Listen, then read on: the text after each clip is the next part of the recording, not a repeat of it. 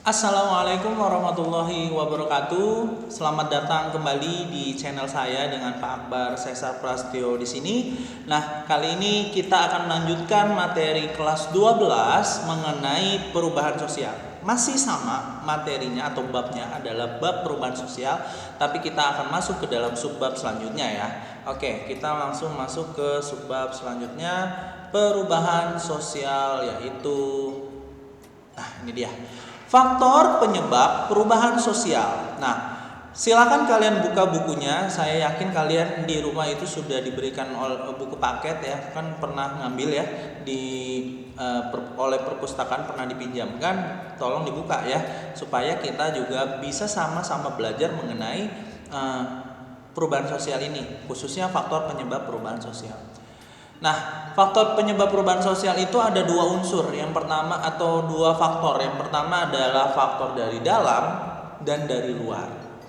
Nah, di video kali ini saya cek dulu nih. Kalau pembahasannya terlalu panjang, saya akan belah menjadi dua pembahasan, yaitu dari dalam sendiri dan dari luar sendiri. Tapi kalau misalkan cukup waktunya, kita akan satukan. Kita lihat sikonnya aja ya. Nah, faktor yang bersumber dari dalam itu ada 4. Yang pertama, bertambah atau berkurangnya penduduk, penemuan-penemuan baru, pertentangan di dalam masyarakat, dan terjadinya pemberontakan atau revolusi di dalam masyarakat itu sendiri. Oke, kita masuk ke pembahasannya satu-satu ya.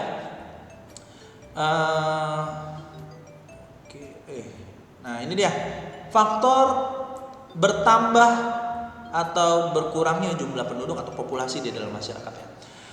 Bertambah atau berkurangnya penduduk dapat menimbulkan perubahan dalam struktur dan lembaga masyarakat, juga mengalami perubahan dalam bentuk norma dan kelembagaan sosial. Contoh, misalkan gini, terjadinya urbanisasi. Ayo, ada yang tahu urbanisasi itu apa? Silakan tulis di kolom komentar apa itu apa itu urbanisasi ya. Nah, terjadinya urbanisasi ini justru akan menimbulkan masalah di dalam masyarakat atau bukan masalah, tapi menimbulkan perubahan di dalam masyarakat itu sendiri. Apa itu perubahannya? Macam-macam. Kita mulai dari positifnya dulu. Terjadinya urbanisasi bisa menimbulkan atau meningkatkan kesejahteraan bagi orang atau penduduk yang melakukan urbanisasi itu sendiri. Bisa jadi kesejahteraannya meningkat. Terus yang kedua, secara sosial juga lebih heterogen masyarakatnya, berarti dia akan terjadi perubahan. Masyarakatnya lebih bisa menerima perbedaan-perbedaan sosial yang ada di masyarakat. Diferensiasi sosial ya yang terjadi di masyarakat atau di kota yang terjadi urbanisasi itu akan toleransinya lebih bagus. Tapi ada sisi negatifnya. Sisi negatifnya, terjadinya urbanisasi itu bisa menimbulkan atau meningkatkan kriminalitas. Yaitu tadi, karena kesejahteraan orang meningkat, kan belum tentu semuanya akan meningkat gitu ya. Kadang-kadang ada yang dia caranya meningkatkannya dengan cara yang tidak benar ya, maka dia melakukan tindak kriminalitas, maka justru akan menciptakan sisi efek negatif gitu ya. Yang kedua, dengan adanya urbanisasi atau bertambah, kalau urbanisasi kan berarti adanya pertambahan jumlah penduduk ya di satu kota. Maka negatifnya bisa jadi terjadi ketidakadilan atau ketidakmerataan sosial di dalam masyarakat. Norma-norma yang sebelumnya ada itu bisa jadi bergeser. Yang tadinya norma tersebut A gitu ya, dengan adanya para kaum urban ini, dia akan menggeser norma-norma yang ada. Atau penduduk asli di kota tersebut juga akan tertinggal secara bukan tertinggal, maksudnya akan mengalami kontestasi ya. Kontestasi itu maksudnya dia akan terchallenge kebudayaannya dengan kebudayaan yang lain atau yang datang itu sendiri. Banyak yang biasanya budaya asli orang-orang setempat itu biasanya akan bergeser atau hilang gitu ya, dan itu sebuah kenyataan. Terus pembagian kerja, stratifikasi sosial itu juga mengubah eh, keadaan atau sosial di dalam masyarakat itu sendiri. Lanjut yang kedua. Nah, ini dulu deh. Perubahan-perubahan baru atau inovasi. Perubahan ini meliputi sebuah penemuan baru atau adanya unsur kebudayaan baru yang tersebar ke dalam masyarakat dan cara-cara unsur kebudayaan diterima, dipelajari dan akhirnya dipakai oleh masyarakat. Maksudnya apa? Dengan adanya penemuan baru itu justru akan menimbulkan perubahan sosial di dalam masyarakat. Nih, penemuan baru atau inovasi itu dibagi menjadi dua, yang disebut dengan discovery dan yang kedua disebut invention. Discovery itu adalah penemuan unsur kebudayaan baru. Coba tulis di kolom komentar kalian mengenai unsur-unsur masyarakat. Ya, unsur-unsur kebudayaan di dalam masyarakat itu ada apa saja? Sebagai hint aja atau sebagai clue itu ada Rio BKMT. RIO BKMT. Silakan kalian cari tahu apa itu Rio BKMT. Unsur-unsur kebudayaan di masyarakat. Tulis di kolom komentar ya. Oke, kolom komentar Classroom tapi bukan kolom komentar di YouTube ya.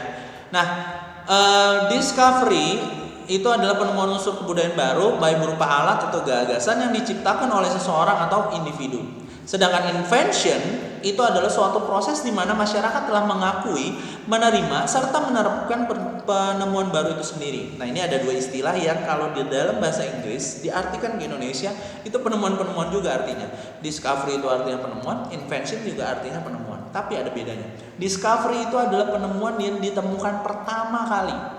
Sedangkan invention itu adalah perubahan selanjutnya, gitu ya. Perubahan perubahan yang telah diaplikasikan terus dibuat yang lebih sempurna lagi, gitu ya. Contoh misalkan penemuan karet, ya, penemuan dari tumbuhan kan, karet itu dari biji karet terus diubah menjadi sesuatu hal, banyak kan, dari karet gelang sampai roda. Nah, itu discovery-nya adalah penemuan. Discovery-nya itu adalah penemuan karet, tanaman biji karet itu bisa digunakan untuk bahan-bahan di dalam kehidupan masyarakat yang lebih berguna. Invention-nya adalah karet yang sudah dijadikan dalam bentuk tertentu itu digunakan di dalam masyarakat. Contoh dijadikan roda, dijadikan apa lagi ya? Banyak sih karet ya, untuk kita menutup saluran air gitu ya, itu banyak ya, seal ya, untuk menutup sesuatu. Bahkan kalau kalian ini saya kebetulan bawa botol minum, ini ada karetnya di dalamnya, ada tutup karetnya supaya apa? Supaya tidak tumpah. Nah, itu ya kegunaan inventionnya karet itu digunakan untuk menutup celah supaya tidak terjadi kebocoran. Discovery-nya adalah penemuan pohon karet untuk kegunaan di dalam masyarakat sehari-hari. Seperti itu ya.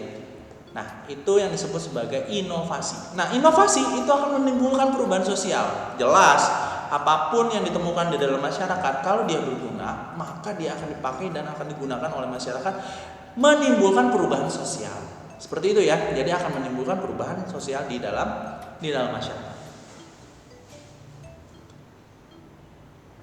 Nah, ini contoh penemuan baru. Oh, ini ada contohnya ya. Contohnya mesin produksi, transportasi, komunikasi. Komunikasi lebih parah lagi ya. Maksudnya lebih parah tuh lebih perubahan yang kita rasakan. Contoh handphone, ya kan? Handphone itu teknologinya kayaknya baru kemarin tuh 4G. Tapi sekarang udah mulai lagi yang namanya 5G. Jangan-jangan nanti 6G itu lebih cepat daripada perubahan dari 4G ke 5G. Gitu ya. Jadi perubahan-perubahan itu menimbulkan perubahan di dalam masyarakat. Tadinya kita nggak mengenal yang disebut dengan streaming di YouTube kayak gini, belajar online kayak gini, atau menonton video itu bukan kebiasaan kita secara online ya. Nonton video secara online, apalagi dari handphone, itu bukan kebiasaan kita.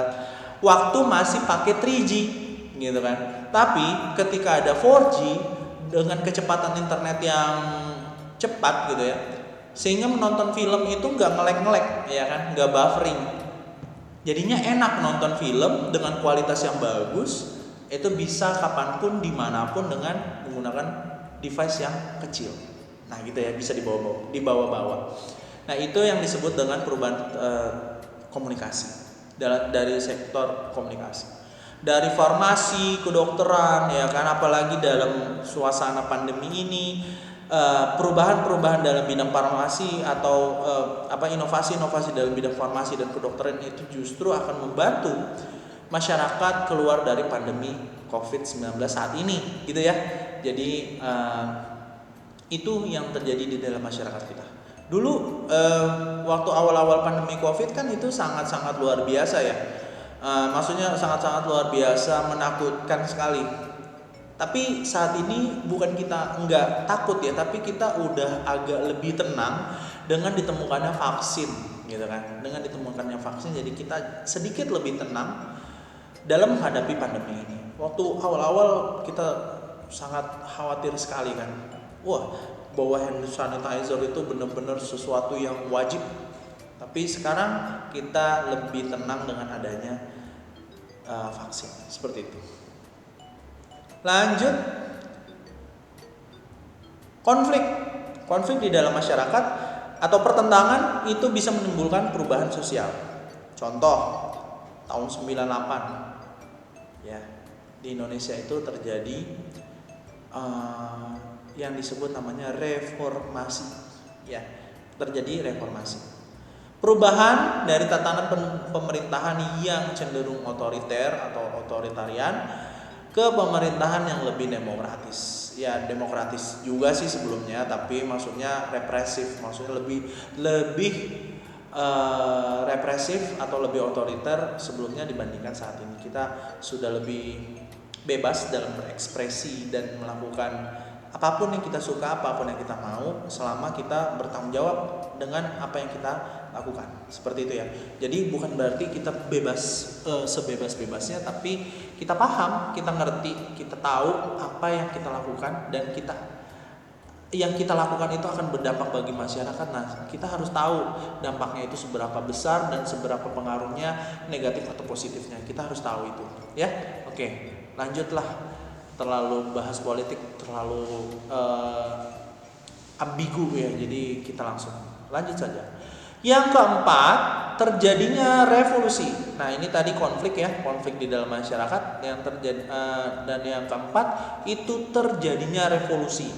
Nah, di sini contoh yang paling gampang atau yang paling mudah terlihat itu adalah revolusi yang terjadi pada 17 Agustus 1945, yang mana kita baru merayakan ulang tahunnya yang kemarin, beberapa waktu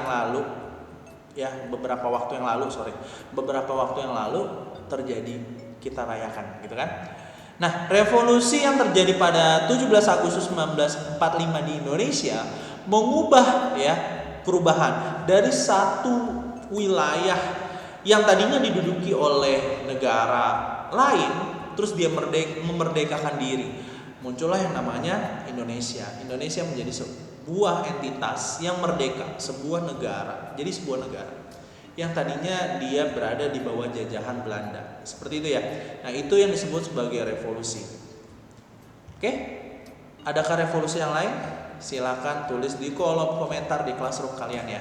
Nah, tadi udah beberapa pertanyaan tuh. Silakan dicari jawabannya, lalu seperti biasa ya, kalian menulisnya dengan jawaban atau kata-kata kalian sendiri. Karena saya ingin kalian juga punya opini, kalian punya pendapat yang murni pendapat kalian gitu ya. Maksudnya adalah walaupun kalian searching tapi itu adalah buah dari pemikiran kalian masing-masing.